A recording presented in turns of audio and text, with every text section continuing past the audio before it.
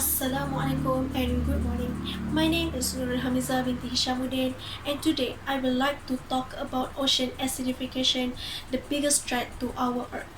So, before we begin, I would like to ask all of you some questions. Do you have an experience to see some coral reefs? Have you wondered why some of the coral reefs are white? Does the color tell us that something bad are currently happening in our oceans?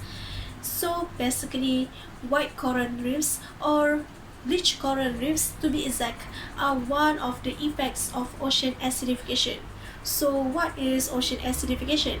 Does this phenomena bring bad impacts to our oceans and possibly to our Earth as well? So let me tell you my experience where I had a chance to go for a trip to Pulau Bidong, Terengganu.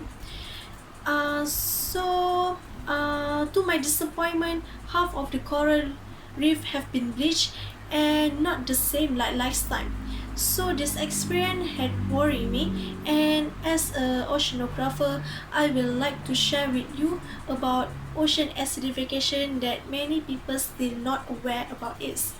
So for today, I would like to talk about the impacts of ocean acidification in our ecosystem, the effect to human society, and also to our economic activities, and what action that we can take to slow down these environmental issues. So since most of you still unaware about ocean acidification, let me explain about it first.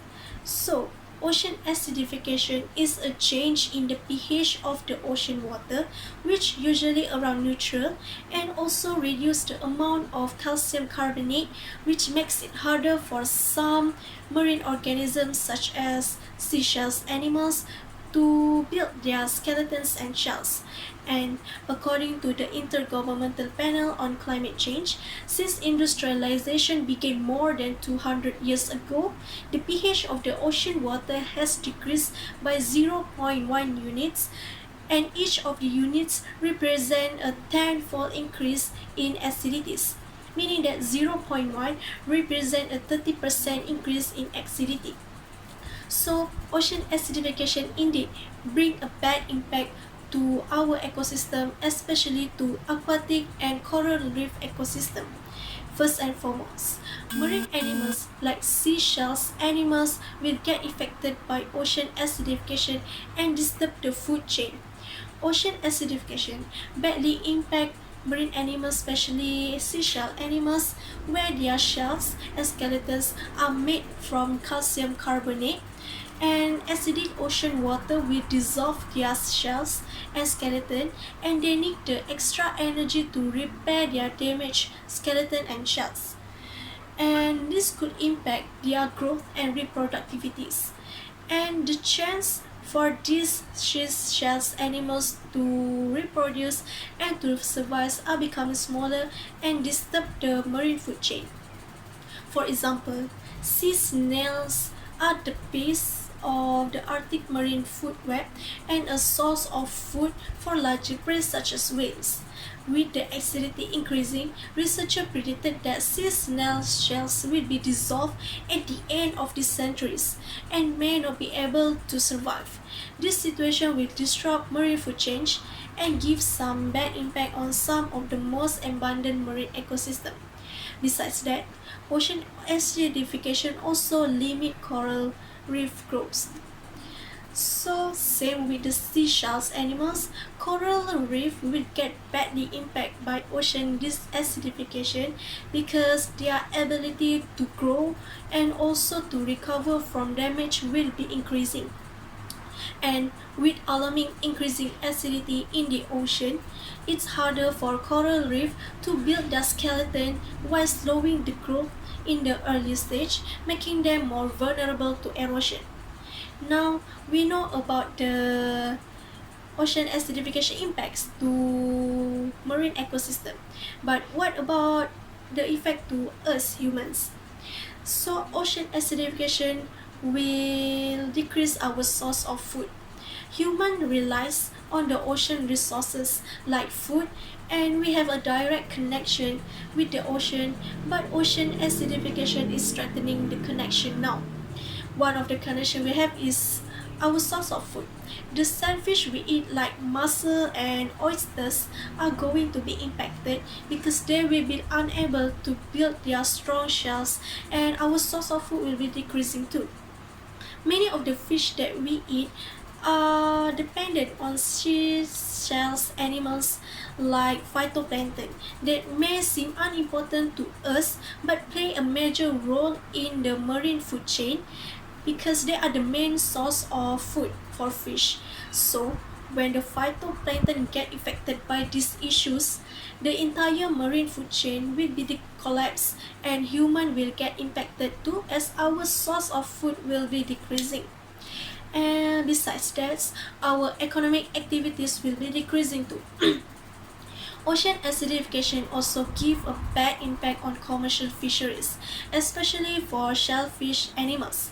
Shellfish fisheries are getting the effect from this environmental issue as well and may be causing thousands of people to lose their job due to the decline harvest, simultaneously causing economic losses to local economies.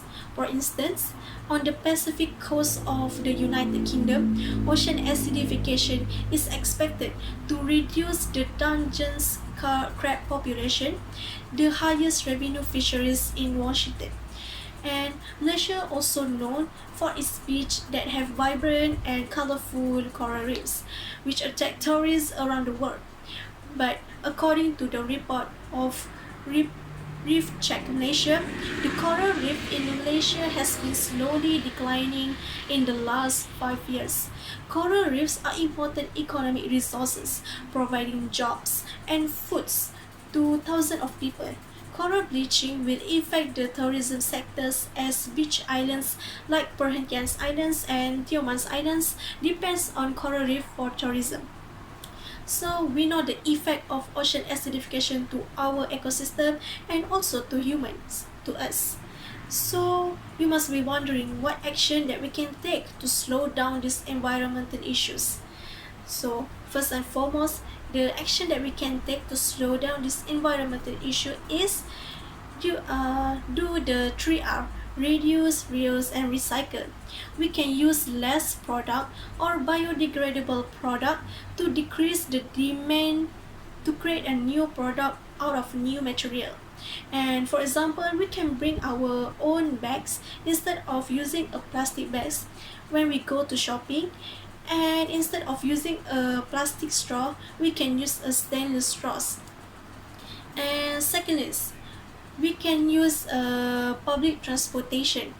Four wheels vehicles using fossil fuels and releasing a large amount of carbon and hydrogen molecules that are bad for our environment and to our ocean as well.